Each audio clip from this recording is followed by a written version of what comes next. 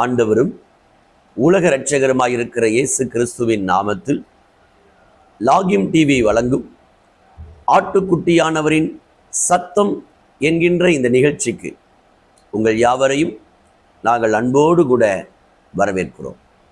ஆண்டவர் இந்த நிகழ்ச்சியை நமக்கு ஆசீர்வதித்து தரும்படி நாம் யாவரும் நாம் இருக்கிற இடத்தில் நம்முடைய கண்களை மூடி நம்முடைய தலைகளை தாழ்த்தி நாம் ஜெபிப்போம். மகா பரிசுத்தமுள்ள எங்கள் பிதாவே, சர்வ வல்லமை உள்ள ஆண்டவரே, உம்முடைய குமாரனாயிருக்கிற இயேசு கிறிஸ்துவின் நாமத்தில் உம்முடைய பாதத்திலே நாங்கள் வருகிறோம். இந்த நாளையும் இந்த நேரத்தையும் கர்த்தர் எங்களுக்கு ஆசீர்வதித்து தாரும். எங்களோடு கூட பேசும். இயேசு கிறிஸ்துவின் மூலமாய் ஜெபம் கேளும் நல்ல பிதாவே. ஆமென், ஆமென், ஆமென். பிரியமானவர்களே, இந்த நாளிலே நான் உங்களோடு பேசும்படி எடுத்துக்கொண்ட கர்த்தருடைய வார்த்தைக்கான தலைப்பு, எளிதாய் கிடைப்பதில் கவனம் செலுத்தாதே. அதற்கு ஆதாரமாக நீதிமொழிகள் 20ஆம் அதிகாரம் 21ஆம் வசனத்தை வாசிக்க கேட்போம். ஆரம்பத்திலே துரிதமாய் கிடைத்த சுதந்திரம் முடிவிலே ஆசீர்வாதம் பெறாது. அன்பானவர்களே, ஒரு அழகான காடு. அந்த காட்டிலே மிகவும் வயதான ஒரு புறா, அது தன்னுடைய மற்ற எல்லா புறாக்களையும் அது நிர்வாகம் செய்து வந்தது. ஒரு நாளும் இந்த தலைமை புறா காலையிலே எழும்பி நாம் போய் இறை தேட வேண்டிய இடத்திற்கு முன்பதாக போய் தன்னோடு கூட மற்றவர்களையும் அழைத்து கொண்டு சுகமாய் திரும்பி வரும். இதை பார்த்த ஒரு வேடன் அந்த புறாக்கள் இருக்கிற இடத்திற்கு அருகாமையிலேயே 4 மூலைகளிலேயும் வலைகளை விரித்து அந்த 4 மூலைகளிலும் அருமையான குச்சிகளை அவன் இறுக்கி அதன் மேல் ஏராளமான தானியங்களை அவன் விதைத்தான். ஒவ்வொரு நாளும் தலைமை புறா முன்பதாக போய் உணவு இருக்கும் இடத்தை தெரிந்து அதனுடைய பாதுகாப்பை அறிந்து மற்ற புறாக்களை கூட்டி செல்வதும் திரும்ப வருவதும் இயல்பு. காலை எழுந்தபோது மிகவும் ஆச்சரியம். தான் விரும்பும் உணவு தனக்கு இருக்கும் இடத்திலேயே கிடைக்கிறதே, எவ்வளவு ஒரு அருமையான ஒரு வாய்ப்பு என்று அது யோசிக்காமல் இதில் ஏதோ ஒரு சூழ்ச்சி இருக்கிறது என்பதை உற்று பார்த்தபோது அதை சுற்றிலும் வலைகள் இருக்கிறதை அறிந்தது. மற்ற புறாக்களுக்கெல்லாம் எச்சரிக்கை செய்தது. நான் சொல்வதை கவனமாய் கேளுங்கள். கீழே அருகில் நாம் சாப்பிடக்கூடிய நல்ல உணவுகள் கிடக்கிறது. தயவு செய்து யாரும் கீழே இறங்கி விடாதீர்கள். நீங்கள் இறங்கினால் அந்த வலையில் சிக்கிக்கொள்வீர்கள்.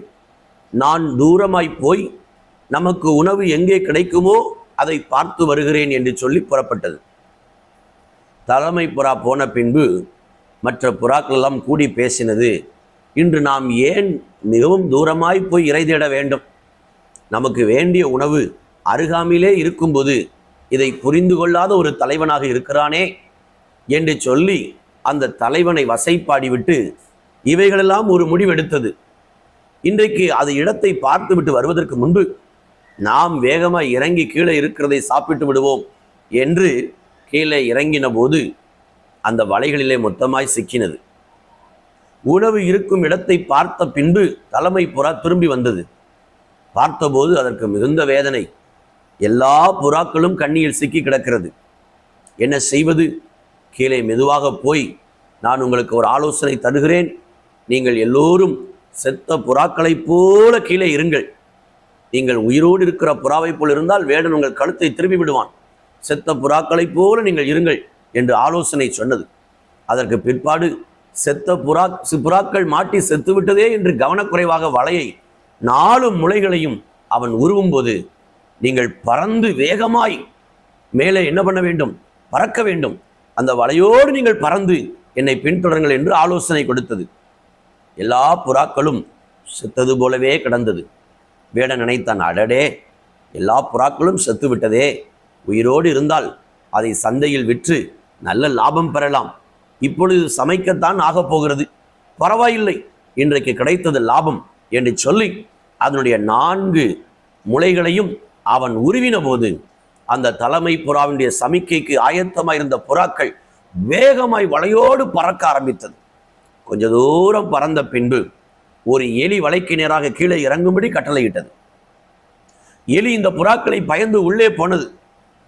அப்பொழுது எலியை பார்த்து, எலி நண்பரே, நீங்களும் நானும் நல்ல நண்பர்கள், தயவாக என்னுடைய புறா கூட்டம் எல்லாம் இப்படிப்பட்ட காரியத்தில் சிக்கி கொண்டார்கள், தயவாக தாங்களும் தங்களோடு இருக்கிறவர்களும் உதவி செய்ய வேண்டும் என்று கேட்டபோது உடனடியாக எலியின் உதவியினால் எல்லா வலைகளையும் கடித்து அந்த புறாக்கள் விடுதலையாகி எலிக்கு நன்றி செலுத்திவிட்டு சுகமாய் கடந்து சென்றது. எனக்கு அன்பானவர்களே, இன்றைக்கு நாமும் கூட சில காரியங்களை பிரயாசப்பட்டு பெறுவதை விரும்பவில்லை. எளிதாய் நமக்கு கிடைக்கிற, துரிதமாய் நமக்கு கிடைக்கிற ஆசீர்வாதங்களை நாம் கவனம் செலுத்துகிறோம். எது எனக்கு எளிதாய் கிடைக்கும், உபவாசித்து ஜெபிக்காமல் எனக்கு ஒரு நன்மை கிடைக்குமா, அப்படி என்று சொன்னால் அந்த நன்மையை நான் பெற்றுக்கொள்ளுகிறேன். அன்பானவர்களே, வசனம் சொல்லுகிறது, ஆரம்பத்தில் துரிதமாய் கிடைத்த சுதந்திரம் முடிவில் ஆசீர்வாதம் பெறாது. ஒருவேளை உங்கள் வாழ்க்கையிலே துரிதமாய் கிடைத்த சில நன்மைகளை இழந்து நீங்கள் இருப்பேன் என்று சொன்னால் இன்றைக்கு ஆண்டவரிடத்தில் சொல்லுங்கள், ஆண்டவரே, நான் துரிதமாய் கிடைக்கிறது என்று நம்பி ஏமாந்து விட்டேன், என்னை மன்னியும், என் வாழ்க்கையில் உடைய சித்தத்தை செய்யும் என்று நீங்கள் உங்களை அர்ப்பணிக்கும் போது நிச்சயமாக ஆண்டவர் மேலான நன்மைகளை, ஆசீர்வாதங்களை உங்களுக்கு அளவில்லாமல் தருவார். ஜெபிப்போமா? பரிசுத்தமுள்ள எங்கள் பிதாவே, சர்வ வல்லமை உள்ள ஆண்டவரே, நாங்களும் எங்கள் வாழ்க்கையிலே துரிதமாய் கிடைக்கிற சில நன்மைகளுக்காக, துரிதமாய் கிடைக்கிற சில ஆசீர்வாதங்களை அடைவதற்காக, பெற்றுக்கொள்வதற்காக நாங்கள் பிரயாசப்படுகிறோம். ஆண்டவரே, எங்களை மன்னியும். எங்கள் வாழ்க்கையிலே நீர் வைத்திருக்கிற சித்தத்தையும் திட்டத்தையும் உணர்ந்து செயல்பட கிருபை தந்து நடத்தும். இயேசு கிறிஸ்துவின் மூலமாய் ஜெபம் கேளும் நல்ல பிதாவே, ஆமேன். பிரியமானவர்கள், இந்த நிகழ்ச்சி உங்களுக்கு ஆசீர்வாதமாய் இருக்கும் என்று நான் கர்த்தருக்குள் விசுவாசிக்கிறேன். மறக்காமல் இந்த நிகழ்ச்சியை மற்றவர்களுக்கு பகிரும்படி உங்களை அன்பாய் கேட்கிறேன்.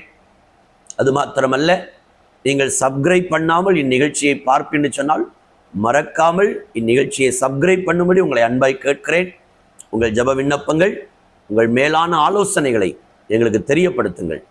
கர்த்தர் உங்களை ஆசீர்வதிப்பார். God bless you.